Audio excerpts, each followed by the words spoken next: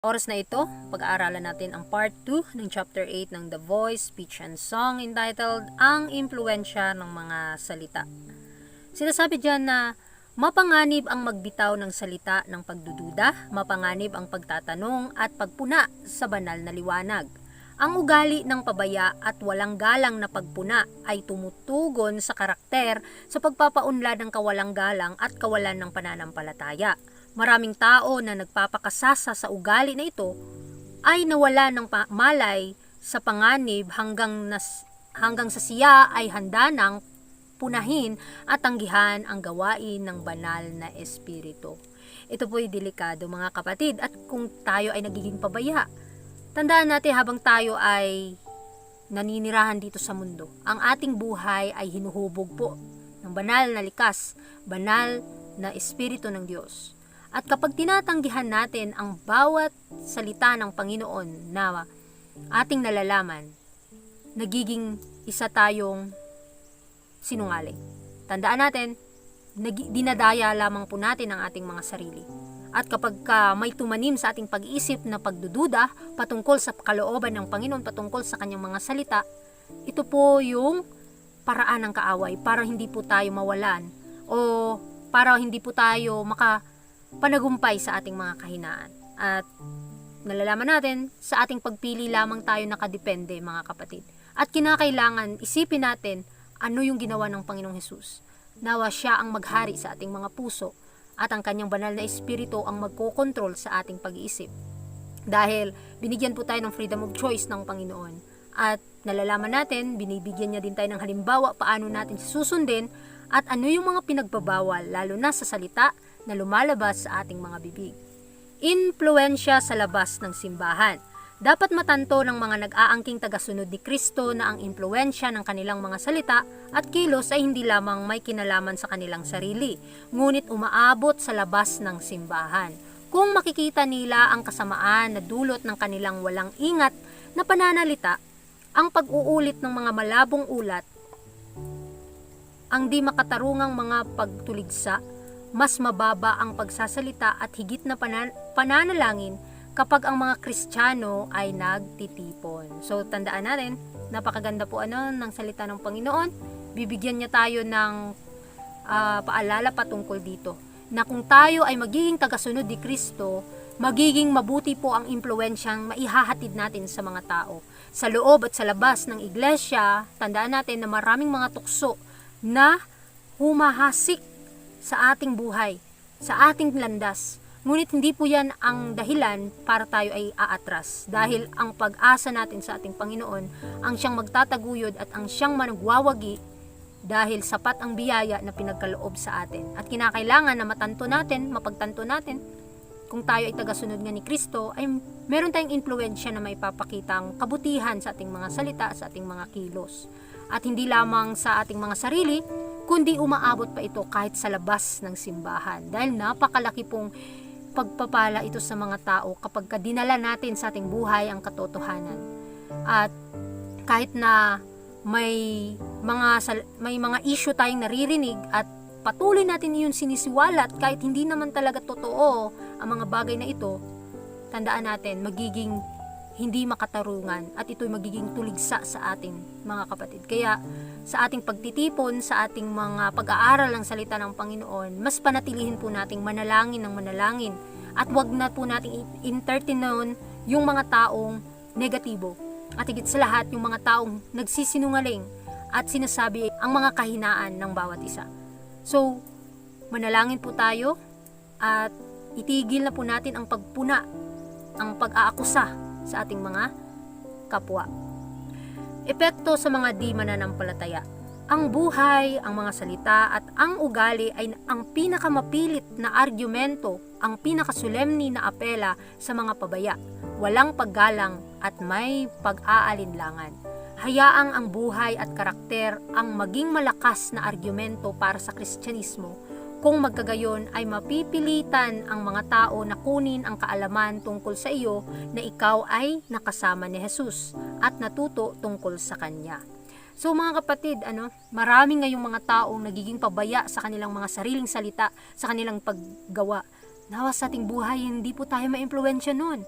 Dahil ang Panginoon ay nagbigay sa atin ng halimbawa. Pinapayuhan niya po tayo na ano yung dapat natin gawin o paano natin gagamitin ang ating mga salita.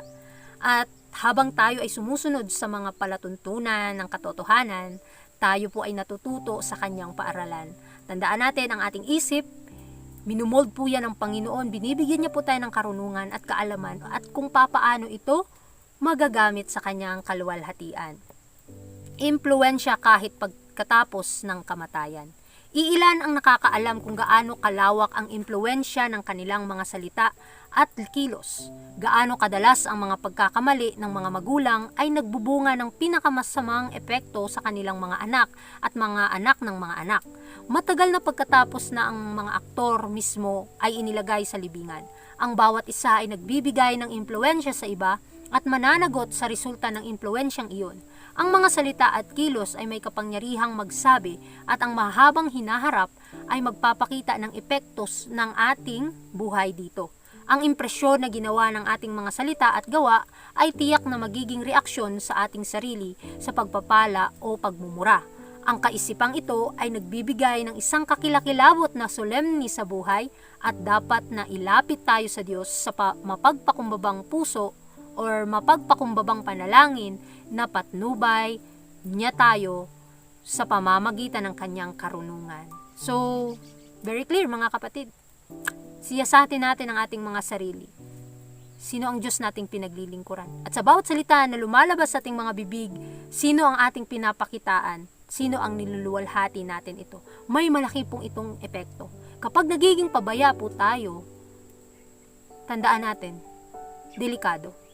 At alam natin, nalalaman natin dito sa usapin na ito, na kahit ang mga magulang, ng ating mga magulang, ay sila'y nawala na, namatay na, subalit ang kanilang impluwensya ay patuloy na nagpapakita ngayon. Kagaya na lamang ng mga abayani noon, ay grabe yung impluwensya nila.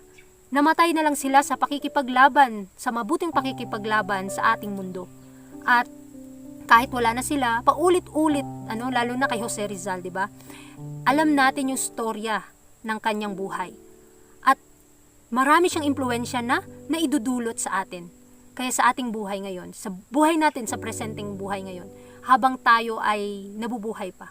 Nawa ay may mabuti tayong impluwensyang maidadala sa mga tao na kung tayo ay darating ang panahon na mawawala na din dito sa mundong ito, mabuti at malaking pagpapala po ang maihahatid natin sa mga tao.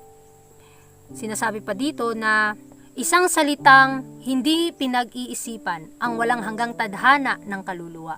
Huwag hayaang magsalita ng basta-basta ang sinuman tungkol sa mga pag-iingat na ibinigay ng mga may tungkuling bantayan ang kanilang moral at espiritual na kapakanan.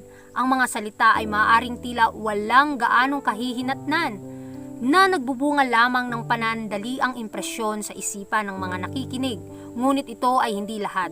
Sa maraming pagkakataon, ang mga salitang ito ay nakatagpo ng tugon sa mga hindi binanal na puso ng mga kabataan na hindi kailanman nagpasakop sa pag-iingat o pagpigil. Ang impluwensya ng isang hindi pinag-iisipan na salita ay maaaring makaapekto sa walang hanggang tadhana ng isang kaluluwa. Bawat tao ay may impluwensya sa buhay ng iba. So, tandaan natin, ano yung pinapakita nating pag-uugali sa ating kapwa ay malaking impluwensya ito sa bawat isa sa atin. Lalo na kapag kaalam mo ang katotohanan, paano mo ito maihahatid sa kanila? Paano mo ito maibabahagi sa kanila? Kaya pinapaalala po sa atin ng Panginoon na huwag tayong magsalita basta-basta. Kasi bawat isa sa atin ay may malaking impluwensya na maihahatid sa kanila, sa mga tao sa ating paligid. At nawa ay maging maingat po tayo dito. Maging maingat tayo na bantayan ang ating mga buhay sa pamamagitan ng mga salita na lumalabas sa ating mga bibig. Dahil ang mga salita ito ay kapag nagiging pabaya po tayo, magiging walang gaanong kahihinatnan, nagbubunga lamang ng panandaliang impresyon sa isipan ng mga nakikinig. Mga salitang tamang binibigkas. Ang mundo ay talagang puno ng pagmamadali at ng pagmamataas, pagkamakasarili, katakawan at karahasan at tila sa atin na isang pag-aaksaya ng oras at hininga na laging nasa kapanahunan at wala sa kapanahunan, at sa lahat ng pagkakataon na panatilihin ang ating sarili sa kahandaang magsalita ng mga salita na banayad, dalisay, nakakataas, malinis at banal sa harap ng ipo-ipo ng kalituhan, abala at alitan. Gayunpaman, ang mga salitang angkop na binigkas na nagmumula sa banal na mga puso at labi ay pinapanatili ng isang makadiyos, pare-parehong kristyanong pag-uugali, ay magiging tulad ng mga mansanas na ginto sa mga larawang pilak. Napakaganda mga kapatid, kung tayo ay mag-iingat sa ating mga salita, ay magiging tulad ng mga mansanas na ginto sa mga larawang pilak. At kapag nagiging isa po tayong pabaya sa bagay na ito, ay magiging isa pong sumpa sa mga taong nakakarinig. At nawa ay maibigkas natin ang mga salitang banayad, dalisay, malinis at banal sa harap ng mga tao at sa harap ng Panginoon. At kahit na ang ating mundo ay punong-puno ng kasalanan at kapighatian, tayo po ay magpatuloy sa laban ng mabuting pakikipaglaban ng pananampalataya at ang Panginoon po ang magwawagi sa ating buhay. Sinasabi pa dyan, hindi ka dapat maghintay para sa mga dakilang okasyon o umasa ng mga pambihirang kakayahan bago ka magtrabaho ng may taimtim para sa Diyos. Hindi mo kailangang isipin kung ano ang iisipin ng mundo sa iyo. Kung ang iyong pakikipagtalik sa kanila at ang iyong makadiyos na pakikipag-usap ay isang buhay na patotoo sa kanila ng kadalisayan at katapatan ng iyong pananampalataya at sila ay kumbinsido na nais mong makinabang sila. Ang iyong mga salita ay hindi ganap na mawawala sa kanila, ngunit magiging mabunga ng mabuti. Napakaganda mga kapatid, very clear po na sinasabi ng Panginoon sa atin na maging katapatan po ito bilang mananampalataya. Maging tapat po tayo na lumalabas sa ating mga bibig yung mga kadalisayan, kabanalan, at papaano sila ang mga tao sa ating paligid na pakikitunguhan. Huwag po tayo maghintay ng espesyal na okasyon para po magtrabaho ng taimtim sa gawain ng Panginoon. Dahil binibigyan po tayo araw-araw ng mga preskong biyaya para magamit natin sa ating buhay bilang Kristiyano. Paano tayo humakbang sa paglago ng ating pananampalataya. At sa paghakbang na ito, doon po tayo ay natututo, pinapabanal po tayo ng Panginoon sa bagay na yon. Kaya habang may panahon pa, huwag natin aksayahin. Habang may pagkakataon pa tayong gamitin ang ating mga talento sa ating mga salita, sa ating mga gawa, at anuman ang meron sa atin upang maging daluyan po tayo ng katotohanan na nagmumula sa Diyos tungo sa mga taong ating sinasabihan. Nawa ay maging pagpapala po ito sa atin ngayon. Nalalaman natin na ang katotohanan lumalago po ito sa ating kaalaman. At the more natin itong pinag-aaralan at ina-adapt sa ating buhay, the more na makikita ang ating mga karakter na hindi kaaya-aya, tinatanggal po yan ng Panginoon at ang yung mga salitang lumalabas sa ating mga bibig, ipanalangin po natin upang hindi po tayo magsisi sa dakilang hatol ng Diyos sa mga huling araw. Pag-uugaling kaayon ng mga salita. Kung nais nating baguhin ang iba, kailangan nating gawin ang mga alituntuning ipapatupad natin sa kanila. Ang mga salita, gaano man kaganda, ay walang kapangyarihan kung sasalungat sa pang-araw-araw na buhay. Mga ministro ni Kristo, pinapayuhan ko kayo, mag-ingat kayo sa inyong sarili at sa doktrina. Huwag idahilan ang mga kasalanan sa inyong sarili na inyong sinasaway sa iba. Kung mangaral ka tungkol sa kaamuan at pagmamahal, hayaan ang mga biyayang ito na maging halimbawa sa iyong sariling buhay. Kung hinihimok mo ang iba na maging mabait, magalang at matulungin sa tahanan, hayaang ang iyong sarili o ang iyong sariling halimbawa ang magbigay ng puwersa sa iyong mga payo. Napakaganda. Na kung alam mo ang katotohanan, very clear po na sinasabi ng Panginoon sa atin, na kung alam mo ang katotohanan, nawa ay maging dakila kang halimbawa sa mga taong iyong sinasabihan. Huwag kang maghintay na sabihan mo muna sila bago ikaw ang tutupad. Kinakailangan na maipakita muna natin sa ating sarili ang katotohanan bago natin ito sasabihin. Dahil actions speak louder than words, mga kapatid. Kaya magbigay po tayo ng halimbawa. Dahil sa ating mga salita, mas magiging epektibo po ang ating mga salita kung hinahaluan natin ito ng paggawa na may pananampalataya at pag-ibig sa ating kapwa at sa ating Panginoon. At sa pamamagitan nun, magagawa po natin ang kalooban ng Diyos. Pagtatatwa kay Kristo sa pamamagitan ng masasamang pagsasalita. Siya na magkukumpisal kay Kristo ay kailangang manatili si Kristo sa kanya. Hindi niya maipahayag ang hindi niya natanggap. Ang mga disipulo ay maaaring magsalita ng matatas sa mga doktrina, maaari nilang ulitin ang mga salita ni Kristo mismo, ngunit maliban kung taglay nila ang kaamuan at pagmamahal na tulad ni Kristo, hindi nila siya ipinagtatapat. Ang isang espiritong salungat sa espiritu ni Kristo ay itatatwa siya. Anuman ang propesyon, maaaring itanggi ng mga tao si Kristo sa pamamagitan ng pagsasalita ng masama, sa pamamagitan ng hangal na pagsasalita, sa pamamagitan ng mga salita na hindi totoo o hindi mabait. Very clear po mga kapatid, tandaan natin, so bawat salitang lumalabas sa ating mga bibig na ito'y masama, tinatanggihan po natin si Kristo.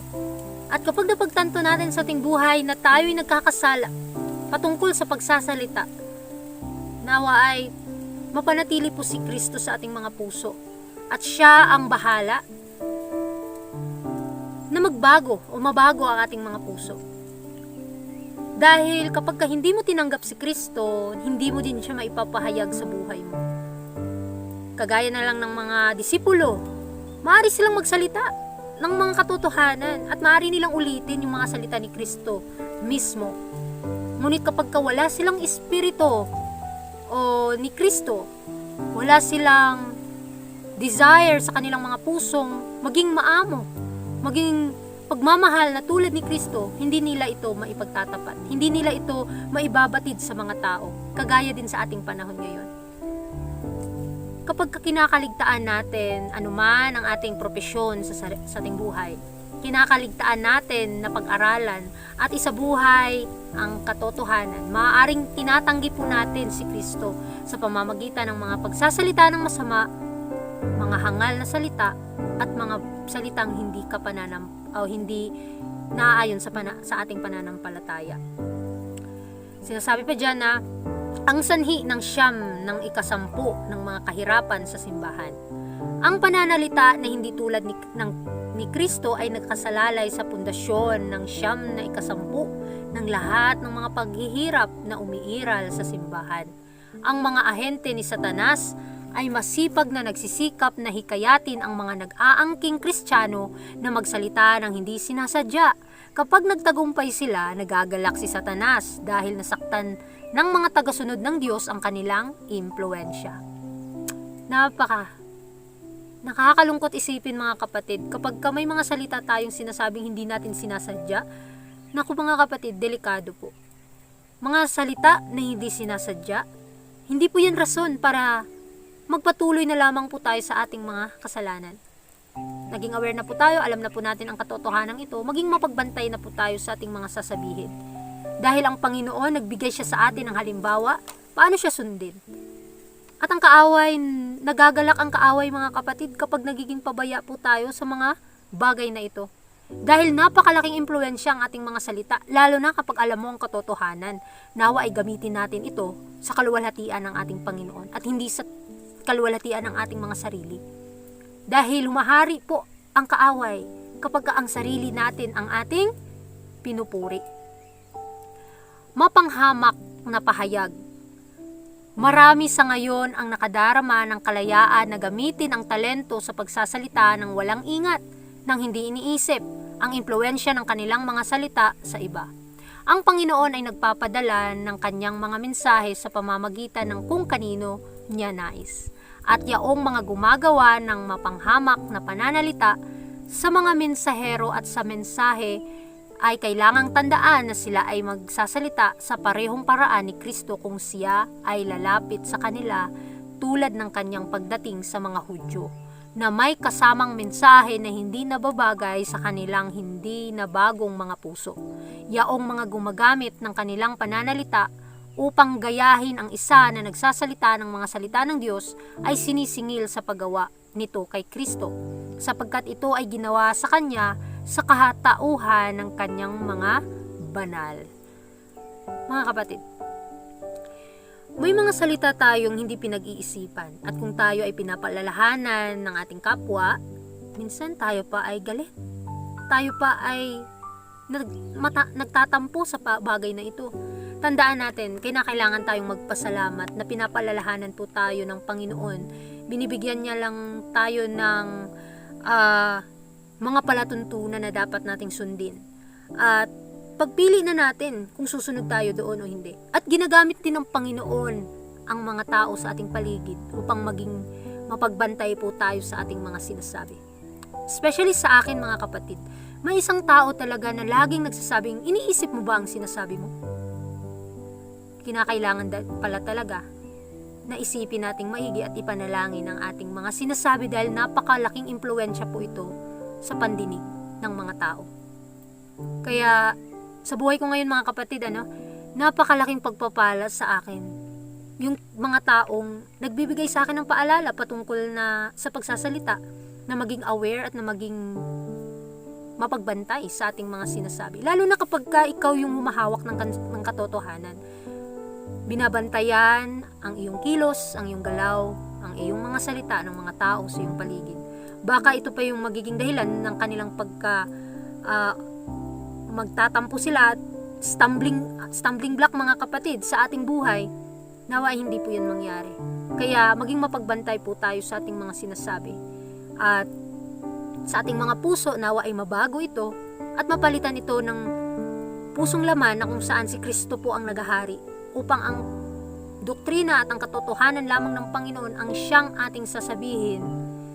Dahil habang tayo ay naninirahan dito sa mundo at gumagawa sa kanyang katwiran, tayo po ay gumagawa sa kanyang harapan ng kabanalan. Dahil tayo po ay nagsusumikap lamang paano maging katulad ng ating Panginoon sa ating buhay. So, tutungo po tayo dito sa impluwensya ng galit na mga salita.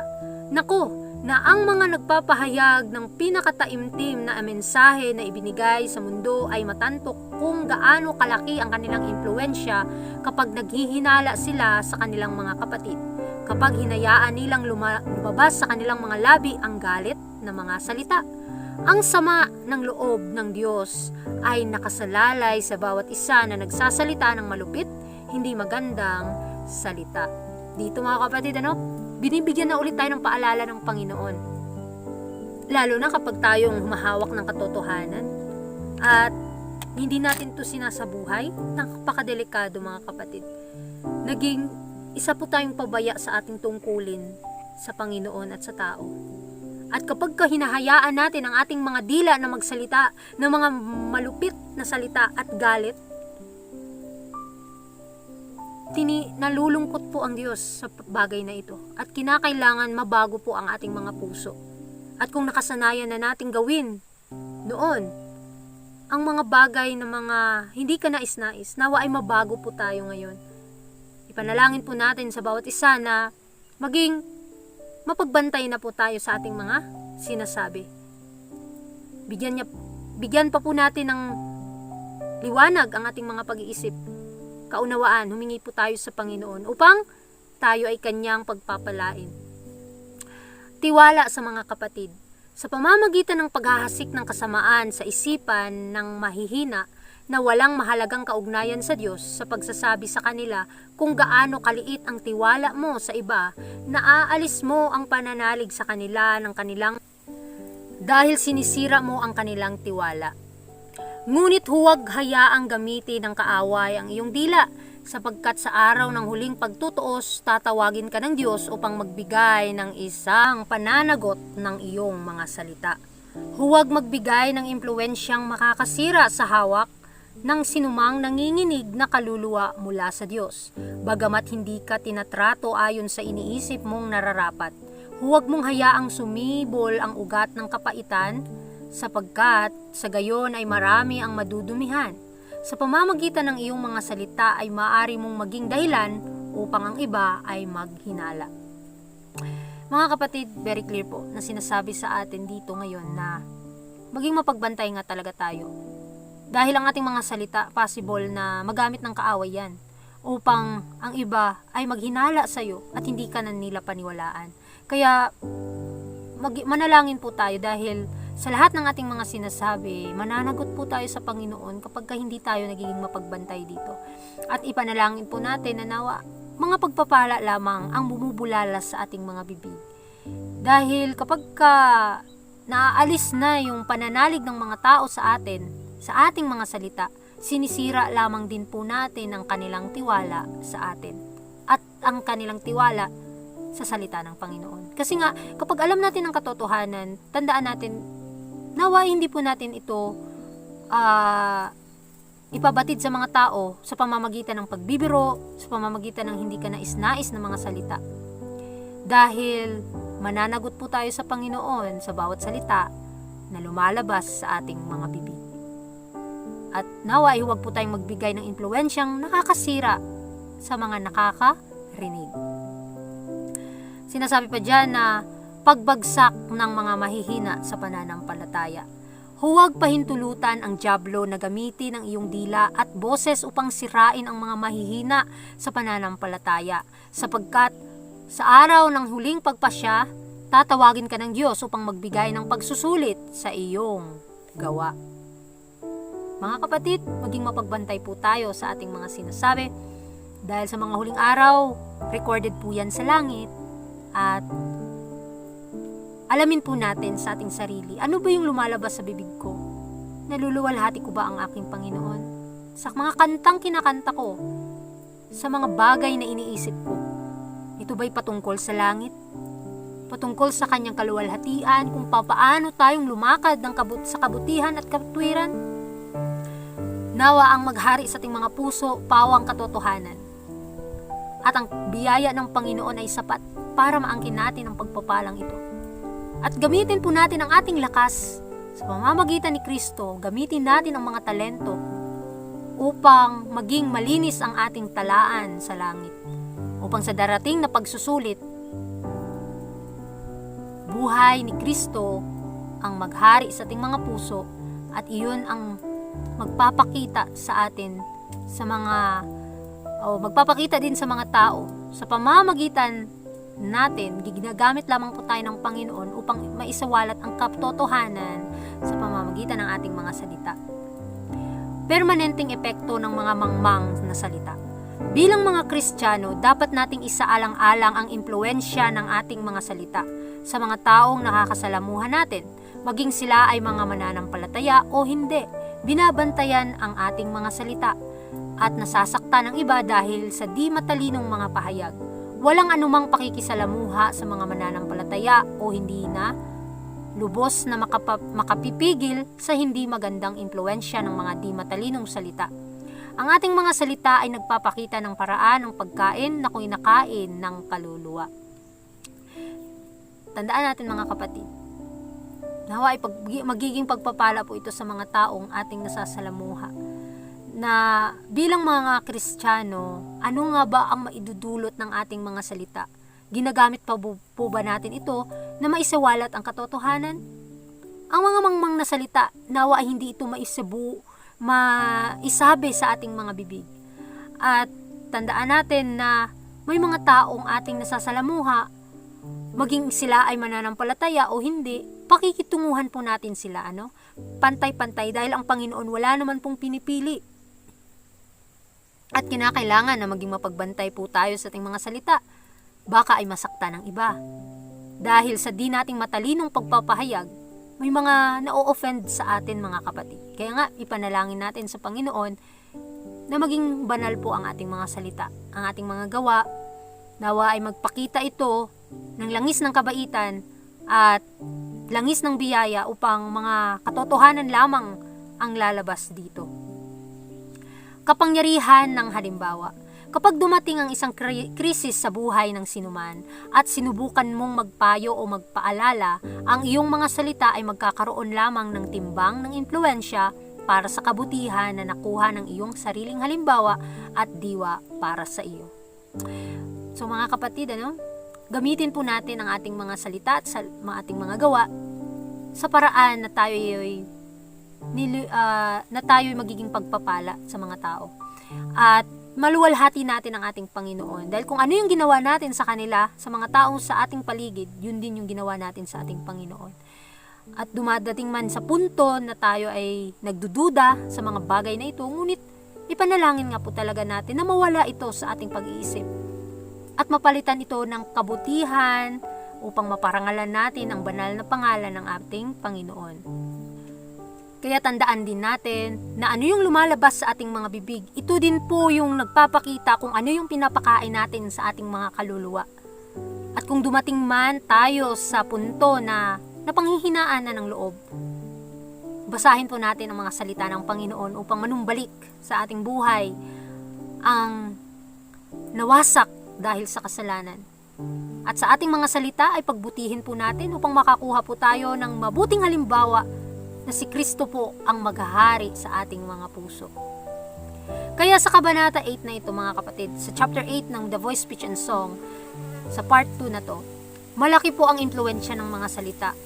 At nalalaman natin sa bawat salitang lumalabas sa ating mga bibig, ito po ang nagbibigay desisyon sa ating patutunguhan. Baka ito na po ang magiging habit natin. Dahil sa ating mga salita, tandaan natin, part po yan sa character building. Papaano natin ito maipahatid sa mga tao.